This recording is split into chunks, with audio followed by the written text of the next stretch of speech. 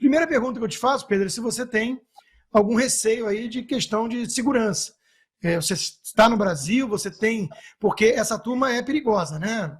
A gente sabe que José Rainha, um dos líderes, andou sendo preso por extorsão e tudo mais. O outro, João Pedro Stedley, estaria preso em qualquer país do mundo, sério, né? Mas aí estamos falando de Brasil, né? Então, primeira pergunta objetiva é se você tem algum receio aí por questões de segurança. Você está mexendo realmente num vespeiro e sempre que vem esse relato de dentro, é que nem máfia, né? Quando alguém consegue escapar da máfia e denuncia o que acontece lá dentro, isso tem um peso maior. Então, você tem algum receio de tentarem te calar?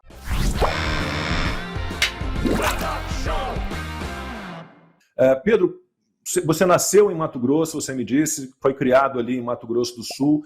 Como é que foi a sua chegada? Como é que você se ligou ao MST e como é que se deu, né, a separação desse grupo para você? Então, pessoal, eu sou original do Mato Grosso, né? Cidade de Jaciara. E eu tenho origem... A origem da minha família é uma origem de família muito pobre. Nós éramos realmente pobres. Eu costumo dizer que até os pobres nos chamavam de pobre, né? O meu pai é alcoólatra, né? Já trouxe um modelo de família desestruturada e aplicou isso na nossa família mais uma vez. Minha mãe, uma mulher também trabalhadora, evangélica, nos levou enquanto crianças para a igreja. Eu tive contato ali aos 8 anos de idade, já com o trabalho, porque éramos de origem pobre. Tive contato com a doutrina cristã, meus pais nos levavam à igreja.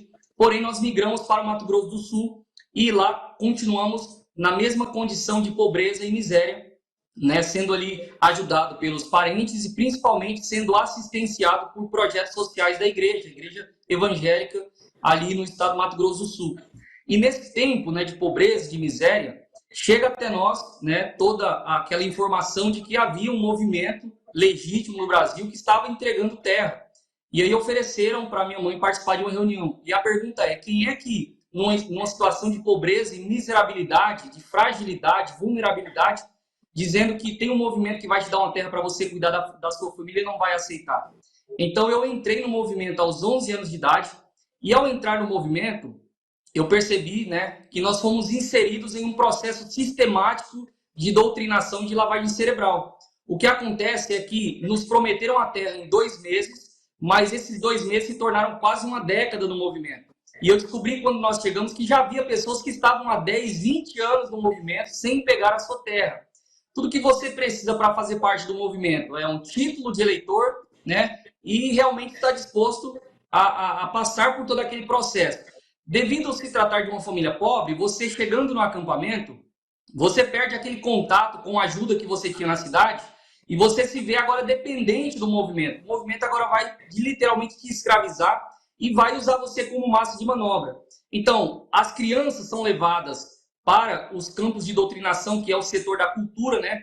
E aí é importante falar que se engana quem acha que o MST é apenas um bando de arruaceiros que promove baderna. O MST é um grupo que tem 40 anos.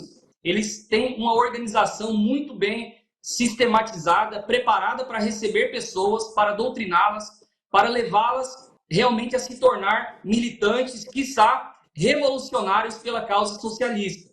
Então eu entrei aos 11 anos de idade, eu saí de lá com quase 20 anos de idade, eu passei por todo o processo da lavagem cerebral, da doutrinação, experimentei todos os tipos de doutrinação e eu posso afirmar categoricamente, né, que o MST não somente um grupo terrorista, mas como uma seita religiosa com fins revolucionários, né, a partir da teologia da libertação, criou uma religião própria e hoje eu estou lançando agora, já abrindo aqui, o meu livro, A Face Oculta do MST, Como Sobrevivi aos Campos de Doutrinação. É uma denúncia e também um testemunho em primeira pessoa de tudo aquilo que eu vi e vivi nos bastidores do MST. E depois até peço que o pessoal pode deixar aí o link para vocês acessarem, mas realmente é um livro muito importante porque não há literatura que faça oposição ao MST, visto que as pessoas que saíram do movimento tiveram medo, se acovardaram ou tentaram se expressar, mas foi em outro tempo onde não havia movimento conservador que desse voz a essas pessoas, mas aconteceu, me deram voz no 7 de setembro de 2022, a minha história viralizou e hoje eu estou podendo contar tudo aquilo que eu vi e vivi nos bastidores desse movimento sem terra. Legal ouvir o relato de alguém de dentro, Pedro. Eu já conheço essa face oculta do MST há bastante tempo, né? Porque eu escrevi um livro chamado Estrela Cadente, As Contradições Atrapalhadas do PT, foi meu segundo livro, em 2005. Eu lancei o livro 2 meses antes de estourar o escândalo do Mensalão. O primeiro capítulo é A Bandeira Ética Esgarçada do PT. E lá pelo meio tem um capítulo, MST, em que eu mostro exatamente isso tudo, né? E a questão da doutrinação em crianças é muito impressionante. Eles têm as escolinhas, né, para ensinar marxismo e como virar um revolucionário fora da lei. É algo impressionante. Primeira pergunta que eu te faço, Pedro, é se você tem algum receio aí de questão de segurança. Você está no Brasil, você tem... Porque essa turma é perigosa, né? A gente sabe que José Rainha, um dos líderes, andou sendo preso por extorsão e tudo mais. O outro, João Pedro Stedley, estaria preso em qualquer país do mundo, sério, né? Mas aí estamos falando de Brasil, né? Então, primeira pergunta objetiva é se você tem algum receio aí por questões de segurança. Você está mexendo realmente num vespeiro e sempre que vem esse relato de dentro, é que nem máfia, né? Quando alguém consegue escapar da máfia e denuncia o que acontece lá dentro, isso tem um peso maior. Então, você tem algum receio de tentarem te calar? Consta, primeiramente uma honra para mim estar aqui contigo nessa bancada, né, com todos vocês, mas você em especial, porque quando eu comecei a escrever meu livro, você está aqui na minha referência bibliográfica, né, um dos primeiros a fazer esse tipo de denúncia. Inclusive tem um capítulo do meu livro chamado O Exército Vermelho, onde eu cito uma matéria lá de 2015, quando você faz a denúncia do exército do Stedley ali. Então, eu vivi tudo aquilo na pele, mas é muito importante encontrar naquela época pessoas que fizeram a denúncia, que deixaram registrado na história, e hoje eu estou podendo usar isso também para corroborar com esse livro, né? Então, olha só, a sua pergunta ela já é uma resposta. A pergunta se eu tenho medo, se eu fui ameaçado, já prova que esse movimento é um movimento terrorista, porque terrorismo é aquele que aterroriza, que causa medo, né? Se o Movimento Sem Terra não é um movimento terrorista, por que é que a primeira pergunta que as pessoas sempre me fazem é: você já foi ameaçado de morte? Você tem medo da morte? E sim, eu fui ameaçado de morte em 2022, quando eu denunciei o MST, fiz um vídeo com a Bia Kicis, no 7 de setembro de 2022. Esse vídeo viralizou e desde então recebi uma série de ameaças de morte, e foram várias, de facção criminosa, me mandavam foto de fuzil, diziam que iam me pegar, mas eles se deram mal em um grande ponto. Eu fui liberto da doutrina marxista pela doutrina de Cristo. E eu tenho referências dos meus heróis, dos meus novos heróis, né? Que já não são mais Che Guevara, não são mais Fidel Castro. Agora são o apóstolo Paulo, que morreu decapitado ali na prisão em Roma. São heróis como todos os homens de Deus da Bíblia que enfrentaram a fúria da fornalha, que enfrentaram a fúria do deserto e que venceram. Então não tenham medo da morte. Eles não podem me calar porque eu aprendi que a minha vida eu vivo por algo muito maior. Eu estou disposto a levar isso até o fim, até as últimas consequências, fazer essa denúncia e falar para as pessoas aquilo que as pessoas já sabem, mas que infelizmente precisava de uma comprovação de alguém que estava de dentro, né? Que pode afirmar categoricamente, com propriedade e com a vida daquilo que experimentou. Eu passei por um processo sistemático, traumático, psicológico, de lavagem cerebral, e graças a Deus, graças à doutrina cristã, eu me libertei. E eu sou a prova viva de que Paulo Freire, com a sua pedagogia do oprimido, não conseguiu me transformar em um oprimido. Eu me tornei protagonista da minha história e hoje a gente está fazendo essa denúncia. Mas eu não tenho medo. Eu estou em Portugal há um ano.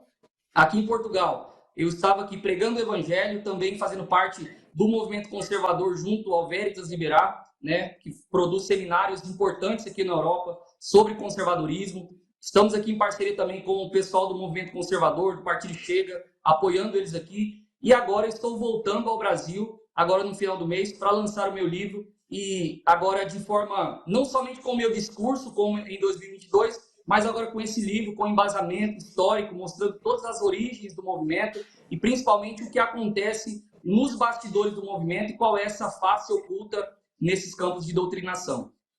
É muito legal, eu parabenizo. Eu não vou fazer outra pergunta não, Lacombe, vou passar para os meus colegas, até porque eu ia fazer uma segunda que ele respondeu, né? O que te fez acordar para essa doutrinação ideológica? E a minha premissa é que normalmente é o cristianismo, não é por acaso que o comunismo rotula o cristianismo como o seu maior inimigo e tenta subverter a igreja de dentro ou implodi-la de fora, né? E outra coisa que chama atenção, Pedro, é como esses heróis da resistência, digamos assim, essas pessoas que estão enfrentando a ditadura em curso no Brasil, o comunismo, com seus tentáculos supremos, né, enormes, são pessoas normalmente tementes a Deus. Isso não é por acaso na minha visão também não. São pessoas que sabem que respondem a algo muito maior do que essas forças poderosas, por mais poderosas que sejam, mas mundanas, efêmeras. Não é por acaso, eu vejo o Nicolas Ferreira na política, você enfrentando o MST nesse campo cultural e tantos outros, né? O denominador comum parece ser esse e para mim não é coincidência. E aí minha pergunta para você é o seguinte, existe outras pessoas como você conseguiu influenciar pessoas de dentro para sair e principalmente aí, né, pregando algo que é a verdadeira revolução cultural, nem gosto de usar essa palavra, mas é sim, né, o cristianismo, porque se isso entrar, não existe Marx nenhum, né, que permanece. Então, Fabi, eu não sei se talvez eu me expressei mal, mas eu faço uma afirmação categórica sobre o MST ser aceito, até porque um dos capítulos do meu livro eu falo sobre o MST como uma religião. Porque o MST não tem como falar de movimento sem terra sem falar de religião. O MST ele começa muito antes, ele começa, na verdade, antes, mas uma data mais precisa seria 1961, no Concílio Vaticano II, quando acontece o Concílio Vaticano II, muitos anos atrás, muitas décadas atrás, já houve infiltração soviética na Igreja Católica, essas pessoas se formaram padres, essas pessoas influenciaram o Concílio Vaticano II, que foi o concílio mais importante da história, talvez do século XX, né? Porque o concílio da Igreja Católica ele sempre existiu para reafirmar as doutrinas da Igreja e combater as heresias. O maior mal que permeava o cristianismo naquele tempo era o comunismo, cenário de Guerra Fria, e os padres, né, os representantes do Concílio Vaticano II se recusaram a falar a palavra comunista, a palavra comunismo. E então, o que acontece? A gente tem, por exemplo, nessa data ali, na semana final do Concílio Vaticano II, você tem o chamado Pacto das Catacumbas, que dentre outros 40 padres, o bispos, né, o Helder Câmara, chamado aqui no Brasil de o Bispo Vermelho, ele então fez parte desse Pacto das Catacumbas, que era eles gerarem a partir dali o espírito do concílio com a pauta do pobre. E então eles criaram uma falsa teologia chamada Teologia da Libertação, que é um falso cristianismo, na verdade ela é completamente antagônica ao cristianismo, né, que pega essa veia marxista, materialista, ou seja, é um cristianismo ateu que só se preocupa com coisas da terra e com uma falsa justiça social. Esses caras da Teologia da Libertação, a partir do Pacto das Catacumbas, falando agora de Dom Helder Câmara, fundaram no Brasil a CNBB, fundaram no Brasil o PT e fundaram, através da Comissão Pastoral da Terra, o próprio MST. Então, o MST ele surge a partir da Igreja Católica. Ele também foi muito difundido quando criaram as famosas SEBs, que eram as comunidades eclesiais de base, ou seja, eles tiraram as pessoas da Igreja Católica, criaram células, né, de reuniões em casas, e ao invés de falar sobre a fé católica, cantar canções católicas, eles disseminavam a doutrina marxista. Essas células se proliferaram no Brasil através de Paulo Freire, Frei Beto, Leonardo Boff, e essa foi a base que o PT usou para ascender politicamente, né, para vir à tona diante de um período de mais de 20 anos, pós 1964, onde foi entregue para a esquerda as universidades e a mídia. Então eles se prepararam durante 20 anos, atacaram através das comunidades eclesiais de base, se lançaram politicamente e daí surge o MST. E no meu livro eu mostro como o próprio Pedro Stedley, o João Pedro Stedley, no seu livro Brava Gente, ele explica claramente que o MST ele herdou toda aquela ritualística da Teologia da Libertação, só que criaram uma própria religião chamada mística. E aí eu quero abrir um parênteses aqui para dizer algo muito importante para vocês. Quando eu digo que o MST é uma seita, eu afirmo porque eu participei dessa seita. A seita funciona de que forma? Você tem, por exemplo, uma citação, eu não quero me estender muito, eu vou tentar ser objetivo. Você tem, por exemplo, a citação do Coordenador Nacional de Cultura do MST falando da origem dessa mística, que tem origem na Grécia Antiga, com os mistérios de Eleusis, onde eram promovidos rituais de agricultura, que envolviam sacrifício de animais, sexo e, principalmente, poemas, canções e passeatas. tudo que o MST promove, poemas, canções, passeatas em suas reuniões internas e que usam desses artifícios religiosos para manter as pessoas conectadas ao movimento. Todas as vezes que nós iríamos fazer uma reunião no movimento, na cultura, era-se obrigatório fazer uma mística, que era literalmente você ir para o barracão, que parece uma igreja, e você cantar a música do movimento com o punho cerrado, naquela cena bizarra que vocês devem ter visto na internet, né, cantando a música do movimento que diz: venteçamos a nossa liberdade, braços fortes que rasgam o chão, sob a sombra da nossa valentia, desfraudemos a nossa rebeldia. Ou seja, uma música que desperta a rebeldia para a guerrilha. Então eu vivi essa experiência por muitos anos e eu posso afirmar categoricamente, o MST, ele herdou essa questão religiosa da teologia da libertação e ele lançou uma seita para perpetuar as pessoas num movimento chamado mística. A teologia da libertação é uma praga, né, espalhada pela Igreja Católica. Eu estudei no Colégio Católico, São Vicente de Paulo, no Cosme Velho, zona sul do Rio, e era completamente dominado pela teologia da libertação. Tarso, para você ter uma ideia, eu fui aluno do Chico Alencar, né, que era do PT, foi pessoal, já não sei mais em que partido ele está, mas fui aluno do Chico Alencar e ele era dos mais tranquilos ali, entre os professores, principalmente de História e Geografia e tal, que eram os mais militantes ali, comunistas e socialistas. Agora, eu queria, se tiver tempo ainda, Lacombe, perguntar para o Pôncio a impressão que ele tem da mídia. Quer dizer, ele viu de dentro isso tudo, o livro do Stedley não esconde a luta armada e tudo. Aí você vai ver uma novela da Globo, tá lá a Patrícia Pilar romantizando, né? O MST é um movimento pobrezinho de trabalhadores, gente muito bem intencionada contra o agronegócio, latifundiário, o opressor. As novelas da Globo alimentam esse imaginário, né? Como é que é lutar contra isso, Pedro?